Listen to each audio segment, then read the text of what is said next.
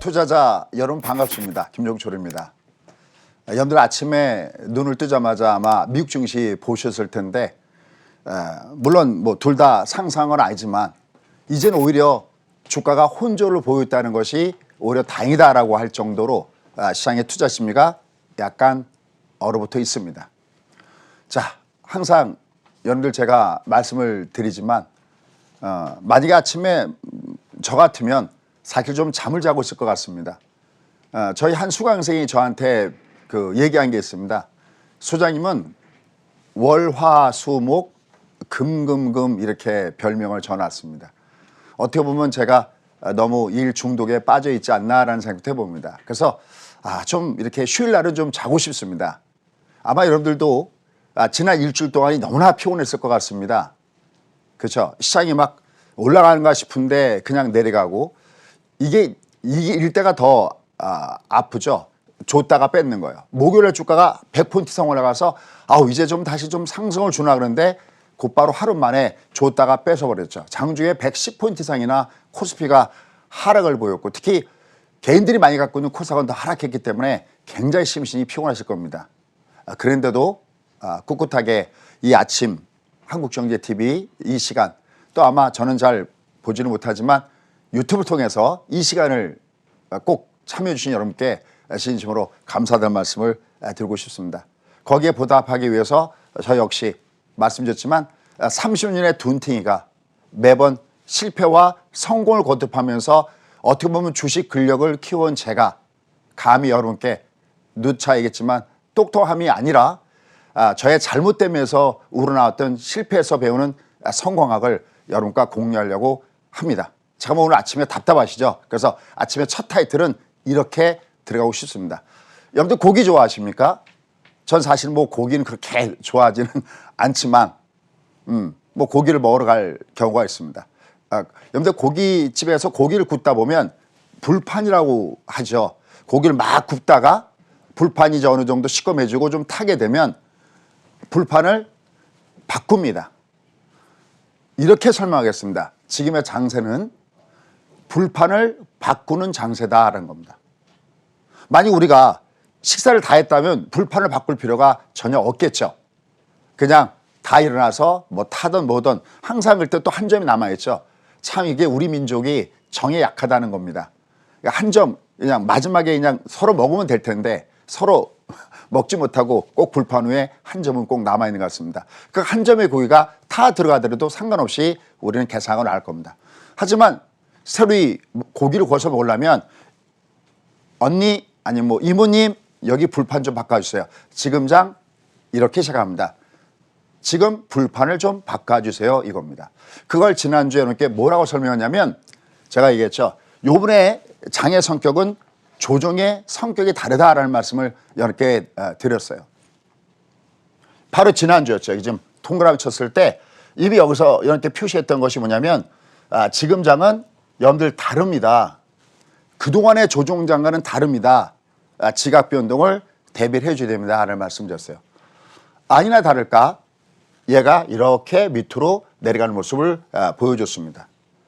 그래서 아마 제가 항상 이렇게 여러분께 뭐 이런 얘기 하죠. 우리가 보통 뭐 물건을 팔고 난 다음에 AS 한다고 항상 제가 여기서 빅픽치의 그림을 이렇게 던드린 다음에 디테일한 세부적인 사항들은 제가 점심시간에 1시 반 정도죠. 빅샷을 통해서 지금 장은 어떤 장입니까? 할 때 아마 이렇게 쭉 보시면 일주일 내내 제일 많이 했던 것이 색깔이 바뀌고 있다. 리미트 공략을 해야 된다. 뭐 중방 직고 패턴이기 때문에 위에서 매도가 있다. 하지만 지난 금요일 같은 경우는 주가가 밑으로 갔을 때 얘들 내려오더라도 3,000선서부터 2,800선대 라인에는 저점 매수가 있습니다. 이런 식으로 말씀을 드렸습니다. 다만 이게 받아들인 정도가 다 다르다는 거죠. 선생님이 똑같은 강의를 하더라도 학생들 시험 쳐보면 우등생도 있고 그렇지 못한 분들도 계십니다. 하지만 항상 저의 모토가 투게더 같이 갑시다라는 겁니다. 제가 왜냐면 어려웠을 때 저한테도 스승이 있었습니다. 예전에 제가 한번 일전에 말씀드린 적이 있었습니다. 아마 투자 오래되셨던 분들 계실 텐데 엄자, 도자, 명자 바로 엄도명 이사님이셨습니다. 제가 마지막으로 기억하는 그분의 직함은 예전에 구 대우증권의 이사님이셨는데요. 제가 그걸 갖고 참 공부를 많이 했습니다. 이런 세상이 있구나. 지금은 그런 것이 없지만 데일리라고 해서 증권사에서 페이퍼로 나오는 게 있었습니다. 아마 투자 경험이 오래되셨던 분들, 아마 시세가 나왔을 때 흑칠판에다가 양쪽에 스피커가 나오면 알바 학생들이 가격을 쓰던 그 시절에 투자하셨던 분들은 아마 그분 함자를 겪고 계실 겁니다. 네, 그리고 저는 응급실에 2번이나 실려간 적이 있었습니다. 참 얘기하기 창피할 정도로 바보 같은 일이죠. 어떻게 보면 그게 정말 일중독인지 모르는데 2번이나 응급실에 실려간 적이 있었습니다.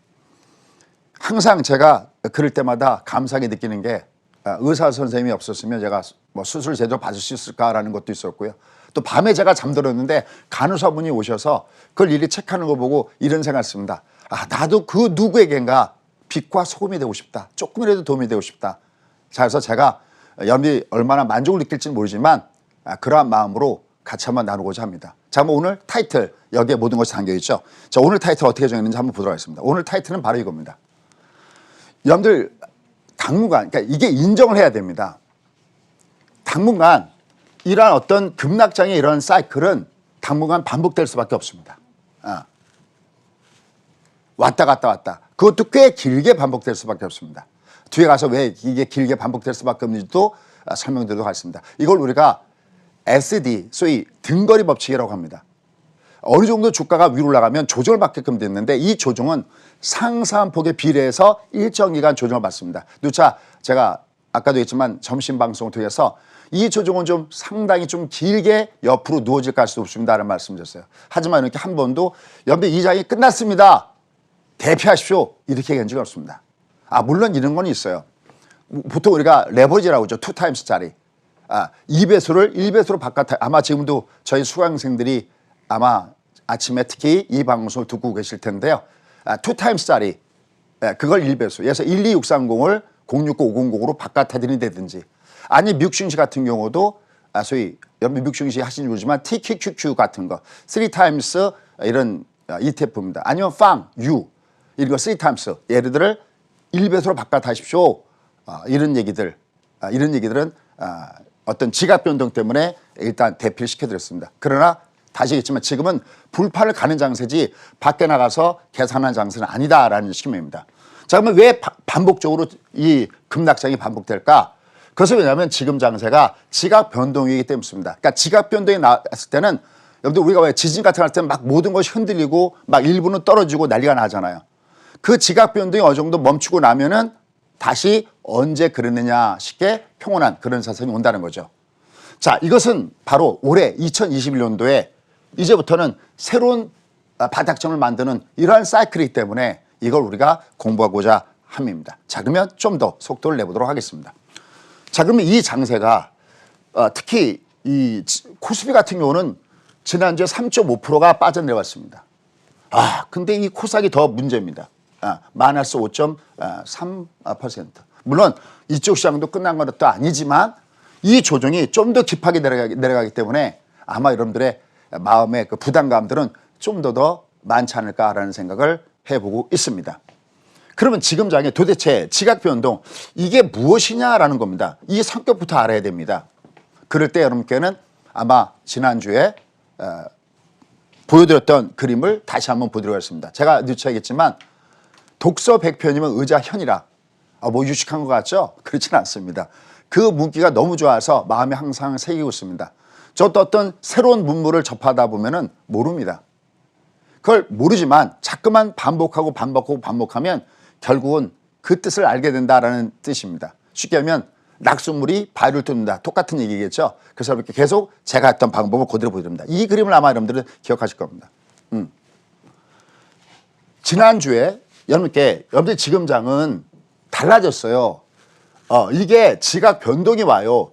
그때 여러분들은 아마 여러분 중에서 몇 프로나 제 얘기에 귀를 들였을까요? 아마 1%도 안 될 거로 보고 있습니다. 제가 아무리 수강생이 많고 뭐 14년 동안 강의를 해왔으니까요. 했다 하더라도 그 수는 아마 전체 주식 인구의 전도 안 될 겁니다. 아마 여러분들 그냥 뭐 1% 정도? 글쎄요. 이 정도도 안 될 거로 보고 있습니다. 하지만 이미 제가 그런 얘기를 많이 합니다. 저도 사람이기 때문에 다른 거 많이 틀립니다. 뭐 종목도 추천하다 보면 잘 가는 것도 있지만 안 가는 것도 당연히 있습니다. 욕도 먹습니다. 다만 제가 하나 안 틀린 게 하나 있습니다. 그걸 뭐라고 하냐? 시장 분석입니다. 시장 분석만큼은 제가 여태까지 몇십 년을 해오면서 제 기억에 거의 틀린 적이 없다라고 생각을 하고 있습니다. 바로 여기였죠. 여기요. 인디아 내 기후제가 통하고 있습니다. 라는 말씀을 드리면서 여러분들 이제 2020년도에는 부자 되셔야 됩니다. 그래서 2021년도에는 부자 돼서 정세에서 만납시다 했던 장이 이 장이었습니다. 여기는 너무나 평온한 장이었습니다. 이렇게 표현할까요? 여러분들 여행 가고 싶으시죠? 저는 사실 방송 스케줄이나 이것 때문에 어디 여행 갈 수도 없고 여행의 계획을 잡을 수도 없습니다. 참고로 저희는 회사 차원에서 콘도가 하나가 있습니다. 직원들 필요할 때 쓰라고. 근데 저는 한 번도 콘도를 사용해 본 적이 없습니다. 갈 시간이 없습니다. 그러니까 어떻게 보면 우리 이 방송 듣고 계실 텐데요. 우리 시코님 말 맞다나 월화수목 금금금이 제 별명입니다. 그래서 제가 이런 얘기 많이 합니다. 회원들한테, 수강생들한테. 여러분 이렇게 살지 마시죠. 이런 얘기합니다. 다만 보람은 있습니다. 제가 갖고 있는 것을 여러분께 공유했을 때 여러분들 너무나 좋아하십니다. 자, 그러면 이 장을 다시 한번 공부하도록 하겠습니다. 장은 움직이면, 그러니까 이렇게 한번 추세가 돌면 우리가 어떻게 돈을 버느냐? 추세 매매를 해야 돈을 법니다. 그럼 이게 추세를 탔을 때 얘는 주가는 세 가지 성질이 있다고 했습니다. 그중에 가장 중심적인 성질이 관성과 회계성입니다. 관성이란 회계성과 추세 매매와 같은 말을 가는 것을 이걸 관성이다라고 합니다. 가는 거죠. 한 번 방향을 잡기 어렵지 잡으면 그쪽으로 쭉 갑니다. 하지만 갔다가 지그재그로 조정받습니다. 이걸 회계성이다라고 합니다. 그러니까 관성으로 갔다가 회계성으로 조정 주고 있습니다. 근데 여기를 한번 보십시오. 제가 몇 번 설명드렸죠. 여기는 거의 절벽 타기 수준입니다. 아까 제가 얘기했죠. 등거리 법칙. 올라가면 그만큼 조정을 줍니다. 많이 올라가면 많이 또 옆으로 겨야 되고요. 많이 겨야 원차트 법칙에 의해서 여러분들 왜 컴포트 원을 그리듯이 이렇게 많이 갑니다. 그럼 이 장을 보시면 여기 1번, 2번 이것도 제가 많이 보여드렸습니다. 점심시간에. 이렇게 올라갔는데 이렇게 조정 주고 이렇게 올라갔는데 이렇게 조정 줬으면 여러분이 상식적으로 우리가 그냥 주식을 갖고 있으니까 조금이라도 좀 부정적이하면 여러분 싫어요 누르시죠. 제가 그거 알거든요. 제가 긍정적이라면 소위 너튜브에서 100명이 좋아요 누르면요. 한 두세 명밖에는 싫어요 안 누릅니다. 근데 조금 부정적이라면 얘가 올라갑니다. 한 100명 좋아요 누르면 한 5명, 7명은 싫어요 누릅니다. 제가 통계치를 봅니다. 그걸 갖고. 이분들이 이렇게 생각했구나. 근데 저도 이렇게 새벽에 일찍 일어나서 밤새 공부해서 연구해서 이렇게 발표하는 게 달콤한 얘기만 드리려고 하지 않잖아요. 제가 이걸 무조건 간다고 하는 사람 뭐냐면 고장난 12시다라고 얘기합니다. 그건 어딘가 위험합니다. 그래서 제가 심지어 뭐라고 하냐면 종목만 보지 마시고 여러분들 어딘가 보셔서 그래도 선물 옵션이라든지 시장을 분석하는 방을 꼭 하나 끼고 보십시오라는 얘기를 하거든요. 왜냐하면 종목은 내가 틀려버리면 다른 종목으로 소위 상대체라는 것이 가능하지만 우리가 바둑을 둘 때 어느 귀퉁이 하나를 뺏겨도 나머지를 이기고 중앙을 장악한 데 그러면 내가 바둑에서 승리하는 거잖아요. 다 승리할 수 없는 거거든요. 전투엔 져도 전쟁에서 지면 안 되잖아요. 전쟁에 대한 것이 바로 시장 분석이라는 겁니다. 이거 한번 보십시오. 얘를 보시면 아니 이렇게 많이 올라갔는데 얘가 조정을 줘야 되지 않겠습니까? 자, 그럴 때 첫 번째 들어갑니다. 이때 여기는 편안했었어요. 어떻게 보면 하와이 해변에서 벤치에 누워서 파라솔 밑에서 선글라스 끼고 어떻게 보면 주스 한잔 마시면서 밖을 쳐다보는 이런 정도의 장이 이런 장이었습니다. 오해하지 마십시오. 지금 여러분들 실감나게 해서 제가 포즈 이렇게 쳐서 이건 이런 장이었습니다. 그런데 이 장이 달라졌다는 겁니다. 어떻게 해요? 이제 색깔 자체가 바꿔졌다. 지난주에 여러분께 이 장에 지각 변동이 나타난다는 것이 이제는 이런 장이 아니라는 거예요. 여기 모양을 보시면 여기 이렇게 동그라미 쳤죠. 이게 바로 지각 변동이라는 지난주에 만약에 방송 안 들으셨다면 여기 한국전기TV 녹화가 있으니까 꼭 가서 보시죠. 여러분 얘는 이제 시장의 성격이 달라요. 그러니까 쉽게 해서 해변에 누워서 선글라스 켜고 보는 그런 장세가 아니라 우리가 좀 더 신경을 쏘고 봐야 되는 장세다라는 겁니다. 그러면 그 장세가 왜일까요? 바로 제가 가장 두려워한다고 얘기한 거. 얘가 금리가 올라가기 전까지는 아무 상관이 없는데 금리가 올라가는 순간 장은 무지하게 요동을 칠 겁니다. 그 요동 실현 장세가 나타나고 있고 문제는 이 길에 비해서 아직까지 짧기 때문에 얘는 더욱더 왔다 갔다 한다는 걸 내가 알고 있어야 된다는 겁니다. 근데 다시 한번요. 근데 그것은 불판을 갈아서 이모님 불판 갈고 고기 좀 더 주세요라는 장이지 이 장세가 여기 얼마죠? 이 장세는 아니라는 측면에서 마음의 부담감을 갖고 듣지는 말아달라는 겁니다. 저는 이것만 가지고 30년 이상을 해온 사람입니다. 여러분이 그걸 계속 한번 저랑 같이 가보시는 거 어떨까요? 자, 그러면 이게 왜 달라졌냐는 겁니다. 제가 이걸 갖고서 누차이겠습니다. 지난주에 제목이었죠. 얘가 계속 1% 아래에 있을 때는 여기는 정말 해변가에서 아까도 했지만 파라솔 밑에서 있는 장세였습니다. 아무 의미가 없습니다. 왜? 돈이 넘쳐 오르고 이건 글로벌적으로 돈이 넘쳐 오르기 때문에 주가가 좋아서 올라가는 게 아니라 부동산이 좋아서 올라가는 게 아니라 돈 가치가 떨어지니까 상대적으로 자산 가치가 올라가는 그런 시스템이기 때문에 정말 니나노 장세였었습니다. 근데 달라졌어요. 여기를 보시오. 올라갈 각도 이게 이렇게 팍 치고 올라가 버렸습니다. 여기 올라갈 때까지도 상관이 없었습니다. 근데 이렇게 제시했던 라인이 있었죠. 얘가 1.1을 돌파하면 달라진다. 누 차이가 있었습니다. 1.2서부터 얘가 1.5 정도 가면 얘는 장은 요동칠 것이다. 바로 이렇게 지각 변동이 나타나고 있습니다라는 감지가 원래 기준은 1.5지만 거기 어떤 그 출입문을 돌파하는 라인이 1.2였다는 겁니다. 이게 되지 않으면 빅픽처의 그림을 잡을 수 없고 여러분들 지금 보세요. 지수가 냉정하게 그래프를 보면요. 요만큼 빠진 겁니다. 다시 한번 보여드려 볼까요? 여러분들 이렇게 올라간 다음에 요 정도 여기서 왔다 갔다 하고 있습니다. 요 정도 왔다 갔다 하는데 여러분들이 만약에 세가슴처럼 줄어들고 나 어떻게를 외친다면 정말 얘가 더 크게 하락할 때는 정말 그때는 어떻게 하시려고 합니까? 제가 지난주에 얘기했죠. 주식 클릭을 키우십시오라는 말씀 드렸습니다. 근데 여러분들 지금 아마 너튜브 보시죠. 아마 구독자 눌렀을 때요. 거의 10개 중에 9개, 10개는 전부 다 종목 얘기만 듣고 있을 겁니다. 이게 좋아요. 요거 사면 더블 나와요. 여러분들 이거 사면 지금 안 사면 후회할 주식. 확 눈에 들어오죠. 한 번도 여러분들 시장에 대해서 생각한 적이 있습니까? 그런 분들은 나중에 그렇게 좋은 결과가 되지 않을 겁니다. 항상 빅픽처의 그림을 보면서 사실 시장을 알면요. 아무거나 질러대도 먹습니다. 그냥 ETF 질러대도 먹고요. 편합니다. 그런데 장을 모르고 여러분들 제가 가끔 가다 그런 얘기 하죠. 이제 요번에도 물놀이 사고 많이 날 겁니다. 낚시하러 갔다가 자기가 고립돼 갖고 낚시하다가 물이 들어가고 고립돼서 찍히는 사진 제가 몇 번 보여드렸지 않습니까?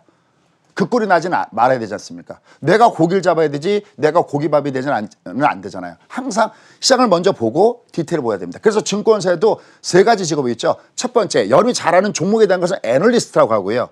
그러나 시장을 아는 시장 분석가가 있고 전략가가 있어야 되는 거고요. 또 하나는 바로 트레이딩을 하는 트레이더가 있어야 되는 거죠. 이걸 우리가 어딘가 아웃소싱해서 봐야 되는 거 아니겠습니까? 그러면 이 그림이 도대체 뭘 하느냐? 이게 달라졌다는 거예요. 그동안엔 이 풀이 그냥 유동성을 바탕으로 해서 동반해서 한꺼번에 그냥 우르르 몰려가는 장세였다는 거죠. 근데 지금은 그게 아니라 이가 우르르 몰려갔죠. 그럼 이거 뭐 하느냐면요. 털어내고 있는 겁니다. 여기서 왔다 갔다 하면서 계속 털어내고 있는 겁니다. 뭐를요? 얘가 털어낸 다음에 안 가겠다는 게 아니라 털어낸 다음에 선수들만 가겠다라는 장세예요. 여기 유동성 장세에서는 동물농장 장세입니다. 개, 돼지, 소, 말, 양 다 원숭이 다 뜹니다. 근데 얘가 이렇게 한번 흔들면서 금리가 고금리로 높아지면은 실적이 좋아지는 주식들, 금리가 올라갈 때 살아남는 주식과 그렇지 않은 종목이 나눠진다는 사실을 아셔야 된다는 겁니다. 장이 달라지고 있다는 겁니다. 근데 이 기준점이 얼마냐? 이 기준점은 1.5가 부담스러운데 바로 토르게이트는 1.5로 지나갔으니까 얘가 그러죠. 자, 그러면 앞으로 어떻게 될까요? 자, 이게 지난주의 제목이었죠. 그럼 자, 어떻게 될까요? 보십시오. 얘가 바로 오늘은 좀 아까 체인코 얘기도 들었겠지만 오늘은 위로 올라가다 두루맞지만 이 꼬랑지를 보시죠. 얘가 얼마를 1.5를 돌파하고 1.6까지도 갖다 놨습니다. 여기서부터는 여러분들이 너무 막 부담감 느끼지 않아도 되겠습니다. 그리고 텐션을 버리라는 얘기 아니라 부담감 느끼지 않아도 좋습니다. 자, 어떻게 표현하느냐. 얘가 1.5까지는 고속도로로 달렸어요. 이렇게 휙. 왜? 1.5%라는 건 누차겠죠? 요새는 아마 뭐 다 공유하실 겁니다. 바로 S&P 500의 배당 수익률입니다. 그러니까 무슨 얘기냐면 아니 은행에다가 넣어봤자 배당 수익률도 안 되는 거기다 넣어봤자 누가 거기다가 돈을 넣으려고 하겠습니까? 그냥 주식을 사갖고 있으면 우리가 부동산 같은 것도 할 때 왜 합니까? 아파트 가격도 올라가고 만약에 내가 월세를 받으면 월세도 받을 수 있기 때문에 그거 자꾸 몰려가는 거 아니겠습니까? 돈 가치가 떨어지는데 나의 가만 앉은 자리에서 누군가가 결국은 정부에서 계속 돈을 찍어낸다는 거는요. 알게 모르게 내 통장에서 돈을 뺏어간다는 얘기예요. 이 말이 이해가 갑니까? 나는 앉은 자리에서 내 돈 가치는 잠깐만 떨어지는 겁니다. 그럼 나는 인플레이션 해지하기 위해서도 주식 이제는 선택이 아니라 필수인데 제대로 해야죠. 어떻게 해서 주식 권력을 키워서 공부하면서 해야 되잖아요. 이 바보 같은 이 30년째 주린이 철이는 30년 전에 주가가 올라갔을 때 처음에 저도 주식 투자했을 때 딱 80년대 후반부터 시작하니까 전 제가 똑똑해서 돈을 버는 줄 알았다고 제가 몇 번 여기서 고해성사해드렸습니다. 근데 장이 꼭지 치고 내려갈 때 3년 4개월 동안 내려갔는데요. 아무것도 할 수가 없었습니다. 그 고통이 너무나 싫습니다. 내가 다시는 그 고통에서 똑같은 잘못을 범하지 않으리. 그래서 제가 그때부터 공부하기 시작했고 연구하기 시작했고 그걸 이렇게 발표하기 시작했습니다. 여러분들 늦지 않았습니다. 지금부터라도 주식 근력을 키우시기 바랍니다. 자, 그러면 금리의 마지노선은 어딜까요? 얘는 1.5까지는 쉽게 돌파했는데요. 여기 위는 만만치가 않습니다. 여기 위는 어디인데? 1.5서부터 2.0입니다. 먼저 결론부터 얘기할게요. 소장님 그럼 얘가 2.0 가면 위험할까요? 여러분들 위험하다 안 위험하다는 개념은 1.5는 바로 배당, 은행에다 넣었을 때 나오는 금리나 아니면 뭐 요새 10년 만기 국채 수익률이나 그래서 그거하고 배당을 비교하는 게 2.5라는 숫자고요. 여기 2.0이 위험하냐 안 위험할 때 제가 이렇게 얘기할 수 있습니다. 물론 얘는 높아지면 높아질수록 금리 세가 높아지면 높아질수록 위험하지만 어떤 그 전문가들도 이게 정확하게 2.0이 위험하다, 2.5가 가면 위험하다, 3.2 가면 위험하다 이걸 아는 사람은 한 사람도 없습니다. 감히 이건 제가 장담할 수 있습니다. 이게 얼마인지는 몰라도요. 그럼 솔직히 무슨 얘기를 하려고 하십니까? 문제는 속도라는 얘기예요. 여러분 제가 거듭 얘기지만 인플레이션은 나쁜 게 아닙니다.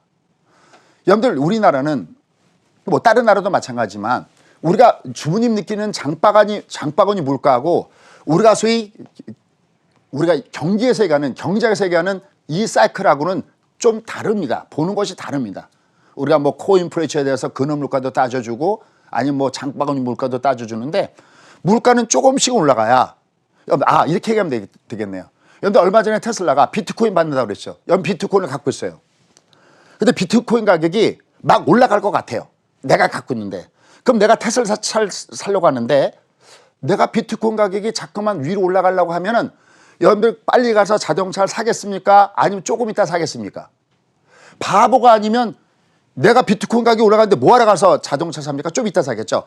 바꿔서 얘기한다면 비트코인 가격이 올라간다는 얘기는 자동차 가격은 떨어진다는 얘기죠. 내가 이걸 어차피 교환할 거니까. 이해가 가시죠? 자동차 가격이 떨어진다고 생각하는데 누가 가서 자동차 사겠습니까? 그런데 만약에 비트코인 가격이 그래서 제니를 자꾸만 경고메시지를 내놓고 요새 많이 나오죠. 센트럴 뱅크 디지털 커런시라고 해서 아마 많이 들으실 겁니다. CBDC. 이제 거기에 맞서기 위해서 중앙은행에서 이제 디지털 화폐를 발행한다는 얘기예요. 야, 아무래도 비트코인 가격이 좀 영향을 받을 것 같아. 비트코인 가격이 떨어진다는 얘기는 자동차 가격은 올라간다는 얘기잖아요. 그럼 여러분들 비트코인을 그냥 들고 있겠습니까? 아니면 얼른 가서 테슬라 차를 사겠습니까? 당연히 가서 사겠죠. 이게 바로 인플레 디플을 설명할 수 있는 가장 좋은 내용 중 하나입니다. 자동차 가격이 금세 올라간다고 생각하면 소비가 늘어서 그것이 기업의 실적으로 이어지고 회사는 사람을 증설을 하고 사람을 뽑고 임금을 올려주겠지만 아니면 아니잖아요. 그러니까 사실은 우리한테 사회적으로 건강한 이 구조는 물가가 올라가는 겁니다. 근데 여기에 속도라는 것이 바로 여기서 결부되는 겁니다. 이게 1.5든 2.0이든 이게 서서히 조금씩 올라가갖고 이게 연말에 1.5, 2.0 간다? 노 프로블럼. 아주 좋은 거죠. 최근에 패드의 제롬 파웰이 자꾸만 얘기하는 게 그거잖아요. 지금 경기에 이게 긍정적인 시그널로 다가올 수 있다는 그 시각이 한쪽에 깔려 있는 것이고 그다음에 이번에 못을 박았죠. 3년 정도 돼야 3년 정도 돼야 패드에서 얘기하는 그 인플레가 나온다고 딱 박았잖아요. 근데 시장은 못 믿고 있잖아요. 왜요?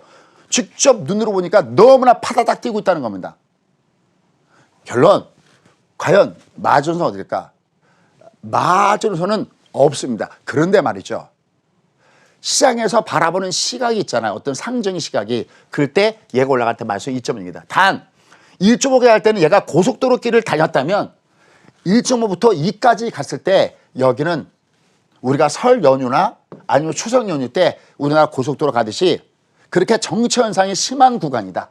혹은 얘는 비포장 도로길이다. 그러니까 너무 막 위협을 느끼거나 그러지 마십시오. 얘가 왔다 갔다 하면서 시간을 끌어준다면 얘는 서서히 움직이는 이런 물가 상승이 된다면 그것은 부담스럽지 안 할까 할 수 없다라는 말씀을 이렇게 드리고 싶습니다. 자, 요게 아마 제가 설명이 그래도 아직까지는 부족할 겁니다. 자, 이거 끝난 다음에 10시 반에 제가 너튜브를 통해서 좀 더 디테일하게 여러분께 말씀을 좀 설명을 드릴 테니까 이해 부탁드립니다. 자, 그럼 이제 지금부터 팩트 체크를 하고 맨 끝에 저희 의견을 얘기하러 왔습니다. 자, 보시죠. 아까 제가 불판을 바꿀 뿐이지 여기 계산서 주세요 이 이상은 아니라는 겁니다.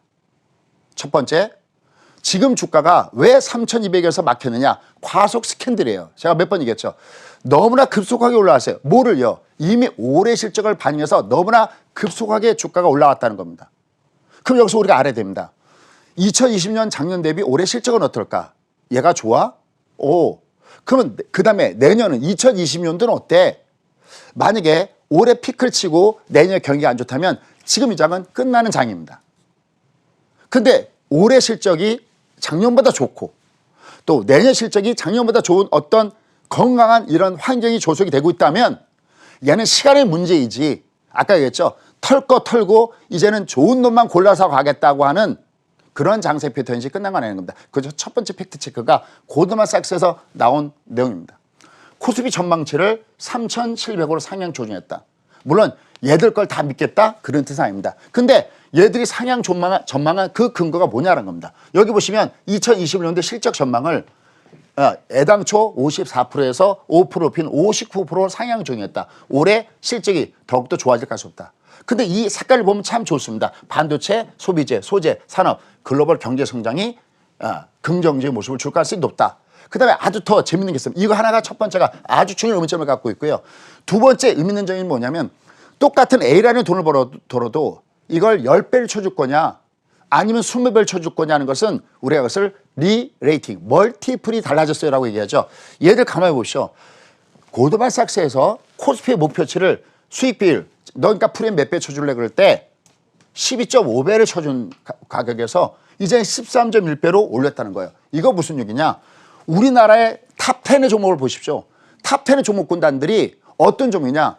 얘들이 성숙 단계에 멈춰져 있는, 더 이상 성장하지 않는 성숙 단계에 있는 종목이면 얘는 멀티플 올라갈 수 없다는 겁니다. 그런데 얘들이 달라지고 있다는 겁니다. 멀티플이 달라지고 리레이팅이 달라지고 있다는 게 무슨 뜻인가? 이건 성장 산업이 탑 10에 속하고 있기 때문에 다르게 봐야 된다는 겁니다. 여기까지 가짜 누가 알겠습니까? 다만 트렌드가 이렇게 보고 있다. 그럼 골드만삭스만 그렇게 보겠습니까? 그건 아니라는 거죠. 그래서 첫 번째, 이 장이 지각 변동 때문에 중간에 팍팍팍 빠지지만 여기로 팍 올라가면서 왔다 갔다 하면서 이걸 이상하게 생각하지 마시고요. 지각 변동을 주는, 불판을 바꾸는, 잠깐 불판을 바꾸면 내 불판에 있는 고기는 잠깐 동안 어디 접시고 보고 나눠놔야 되지 않겠습니까? 그 과정으로 여러분들이 이해하시면 좋을 것 같습니다. 자, 그러면 두 번째, 지금서부터는 제 얘기를 하겠습니다. 자, 빅스 Y입니다. 자, 이건 제가 어제 밤에 체크했습니다. 아침에 살짝 보긴 했는데 아마 그래프가 거의 수준일 겁니다.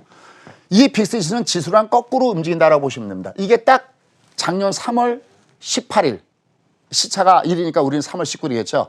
이때 빅스가 꼭지 쳤을 때 우리는 거꾸로 바닥을 쳤습니다. 주가가 정반대입니다.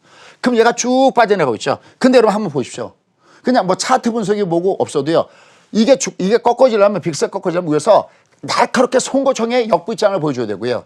이게 반면에 이제 위험해요라고 신호를 주려면 얘가 내려갔다가 아주 가파르게 이렇게 V자를 줘야 되는데 여기 보시기 어떻습니까? 괜찮죠? 두 가지 꼭 보시기 바랍니다. 하나는 빅스로 확인하시고요. 하나 더 있습니다. 바로 이겁니다. 하일드 채권. 그러니까 우리가 보통 투자가 적격이지 않은 트리플 B 이하, 뭐라고 얘기할까요? 그냥 뭐 정크본드, 그죠?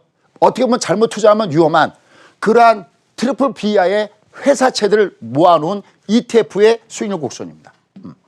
여기를 보시면 얘는 거꾸로 여기서 바닥을 치고 이렇게 쭉 올라가죠. 물론 얘는 좀 조정을 받고 있습니다.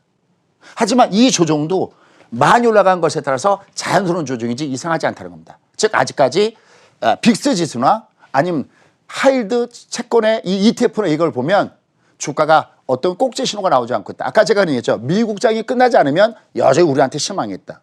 하나는 뭐냐면 지금 미국에서 나오는 ETF의 빅스 Y나 아니면 하일드 채권의 수익률을 본다면 얘는 아직까지는 워낙 많이 올라가서 조정받는 것이지 얘가 이 장이 끝난 것이 아니라는 겁니다. 그러니까 여기 거꾸로 매면 안 됩니다.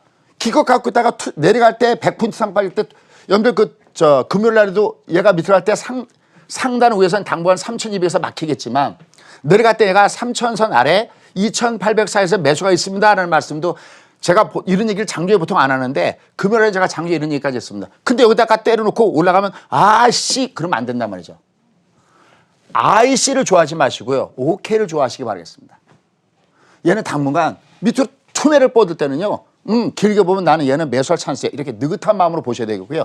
대신 위로 올라갔을 때 조심하는 이런 전략을 구사하는 게 어떨까라는 생각을 해보고 있습니다. 자, 마지막 로마 휴일에 그 인상 깊었던 그리고리 팩과 오드리 헵번의 마지막 장면은 이렇게 가겠습니다.